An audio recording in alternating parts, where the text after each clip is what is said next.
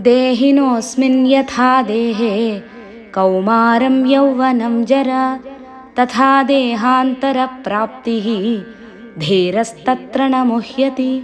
ప్రతి మనిషి పుట్టినప్పటి నుండి మరణించేదాకా ఎన్నో దశలను అనుభవిస్తూ ఉంటాడు. మొదట వెల్లకిలా పడుకుంటాడు, తరువాత బోర్లా పడతాడు, లేచి కూర్చుంటాడు, పట్టుకొని నిలబడతాడు, తప్పటడుగులు వేస్తాడు, సరిగ్గా నడుస్తాడు, గబగబా నడుస్తాడు, పరిగెత్తుతాడు. జీవితమంతా అర్థం పర్థం లేని కోరికల వెంట పరిగెడుతూనే ఉంటాడు.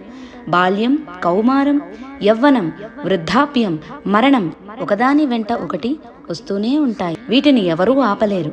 అలాగే మరణం తరువాత ఈ దేహం పోతే మరొక దేహం వస్తుంది. దానిని ఎవరూ ఆపలేరు. ఈ దేహం శాశ్వతం కాదు. అర్జున, యుద్ధంలో నీవు వీరిని చంపకపోయినా కాలం తీరగానే వీరంతా చావడం తప్పదు. మరలా వీరంతా కొత్త దేహములు ధరించడం కూడా తప్పదు. కాబట్టి ఈ అజ్ఞానాన్ని పారద్రోలి యుద్ధానికి సన్నద్ధంకా.